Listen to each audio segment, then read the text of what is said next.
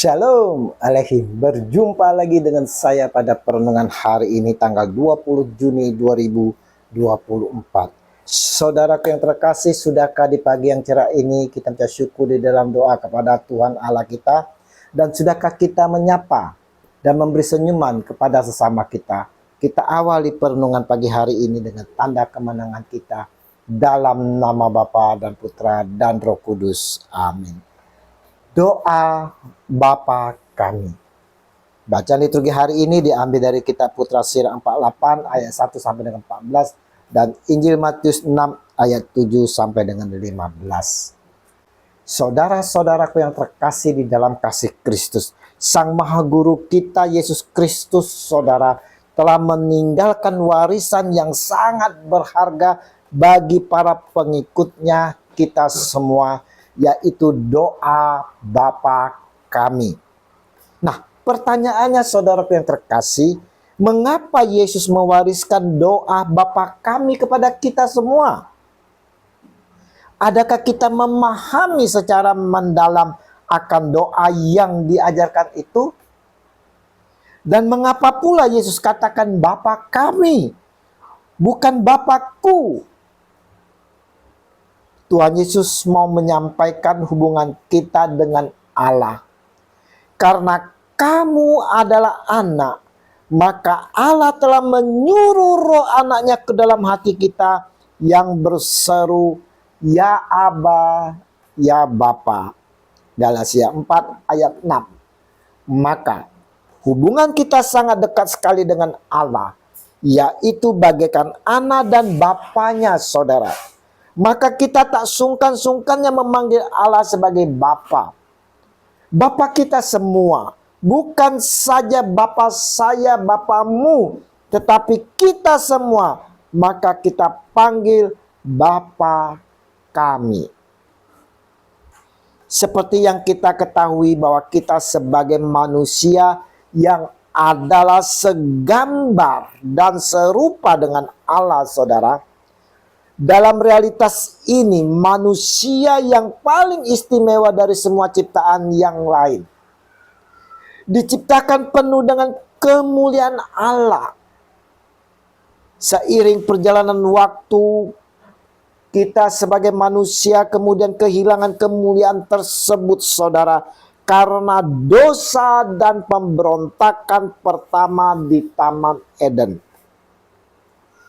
Tetapi Allah yang penuh dengan anugerah yang tidak terbatas dalam kedaulatan dan kehendaknya menebus kembali kita semua manusia dari dosa. Dalam penebusan Tuhan Allah menjadikan kita semua manusia, kita semua menjadi anak-anaknya melalui pengorbanan Yesus Kristus di kayu salib. Itulah sebabnya, saudara, setiap orang yang percaya kepadanya dapat memanggil Allah sebagai Bapa. Dan yang kedua, saudaraku yang terkasih, dikatakan, dikuduskanlah namamu, datanglah kerajaanmu, jadilah kehendakmu di bumi seperti di sorga. Matius 6 ayat 9 sampai dengan 10. Saudaraku, di sini saudara Yesus sampaikan kepada kita semua bahwa Allah adalah satu-satunya pribadi yang layak menerima segala pujian, kemuliaan, dan penghormatan. Yang ketiga, saudara, dikatakan di dalam ayat Matius 6 ayat 11, berikanlah kami pada hari ini makanan kami yang secukupnya. Sebagai anak, saudara, tentunya kita diperbolehkan meminta, memohon kepada Bapa. Inilah janji Yesus sebagai pengharapan kita. Mintalah, maka akan diberikan kepadamu. Carilah, maka kamu akan mendapat. Ketuklah, maka pintu akan dibukakan bagimu. Matius 7 ayat 7. Tuhan itu pengasih dan penyayang, panjang sabar dan belas kasih setianya. Mazmur 145 ayat 8. Dalam kasihnya yang besar akan selalu mendengar permohonan-permohonan kita, saudara. Teriakan-teriakan kita sekalipun kita memohon sambil meneteskan air mata.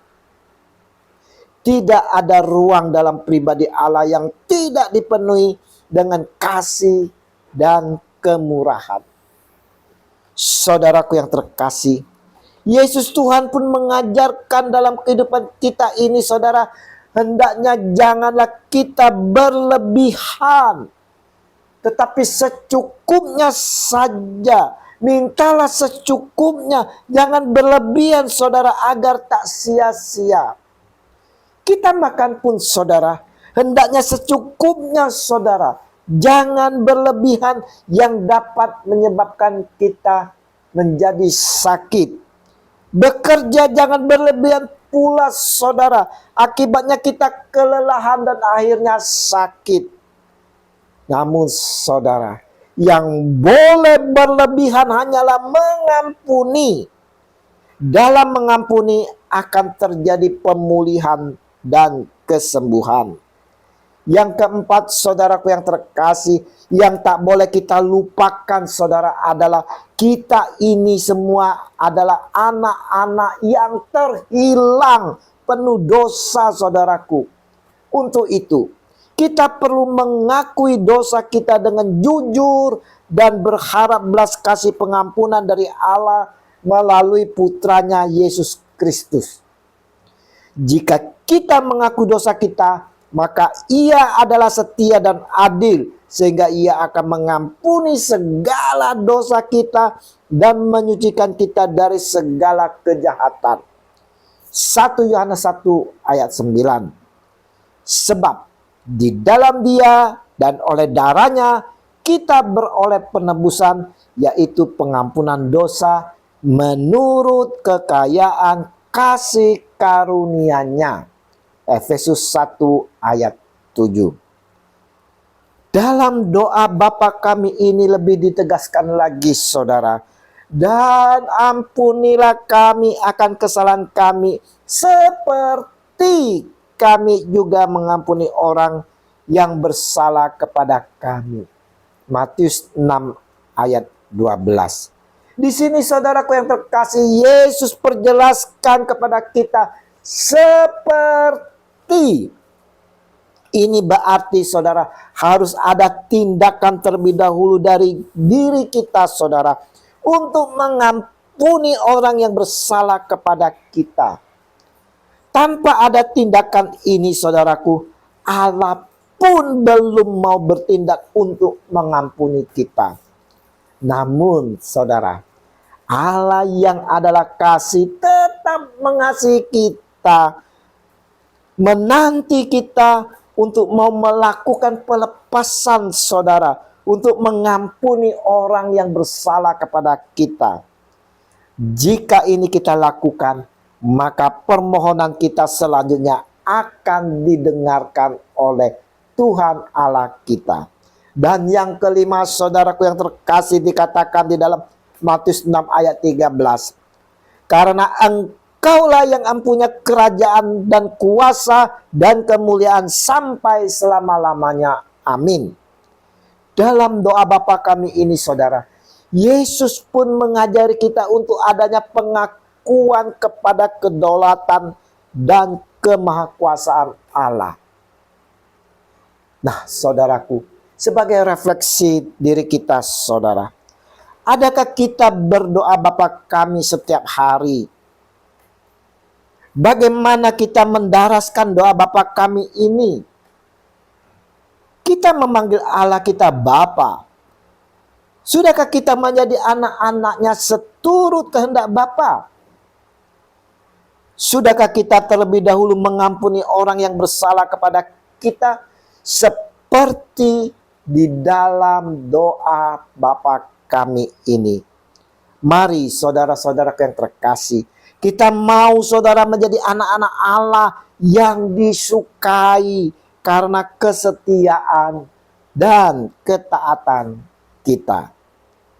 Damai sejahtera dari Tuhan kita Yesus Kristus senantiasa menyertai kita sekalian di mana saja kita berada. Amin. Dalam nama Bapa dan Putra dan Roh Kudus. Amin. Shalom Aleichem.